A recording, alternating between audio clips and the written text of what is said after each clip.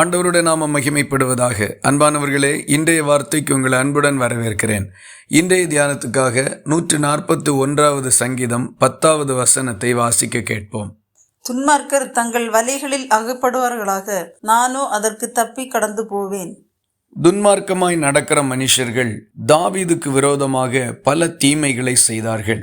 எல்லா காலங்களிலும் துன்மார்க்கமாய் இருந்து நீதிமானை பகைக்கிறவர்கள் இருக்கத்தான் செய்தார்கள். தாவீது சந்தித்த எல்லா பிரச்சனைகளிலும் அவர் தேவனை மாத்திரம் நம்பியிருந்தார். கர்த்தரிடத்திலிருந்து உதவியும் ஒத்தாசையும் கிடைக்கிறதற்காக காத்திருந்தார். காலதாமதமான போது அதற்காகவும் கர்த்தரிடத்திலே மனத்தாழ்மையோடு விண்ணப்பித்தார். இதுதான் தாவீதின் அனுபவம்.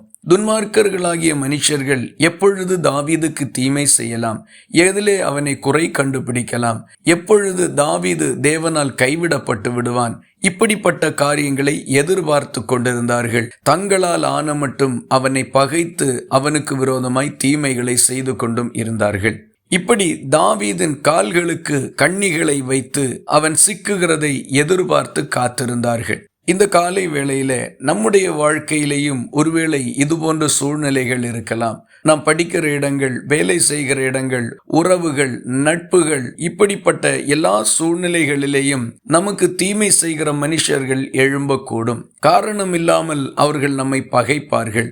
ஆனாலும் கர்த்தரையே நாம் நம்பி இருக்க வேண்டும். தாவீதனுடைய கால்களுக்கு வைத்த வலைகளுக்கும் கண்ணிகளுக்கும் தன்னை காப்பாற்றும்படிக்கு கர்த்தரை நோக்கி தாவீது ஜெபித்தார். அதுபோல நமக்கு விரோதமாக மனுஷர்கள் செய்கின்ற காரியங்களை நாம் கேள்விப்படும் பொழுது கர்த்தரை நோக்கி அவைகளை ஒப்பு கொடுத்து ஜெபிக்க வேண்டும்.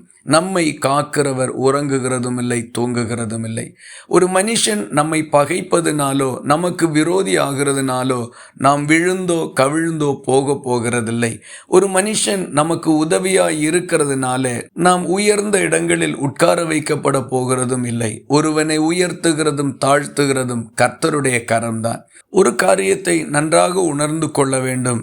துன்மார்க்கமான மனுஷர்கள் நீதிமான்களுக்கு வலைகளையும் கண்ணிகளையும் வைப்பார்கள். ஆனால் அவர்கள்தான் அதிலே அகப்பட போகின்றார்கள். நீதிமானை காக்கிறவர் கர்த்தர். ஆகவே இந்த காலை வேளையில நாமும் நம்முடைய கர்த்தரை சார்ந்து கொள்ளுவோம்.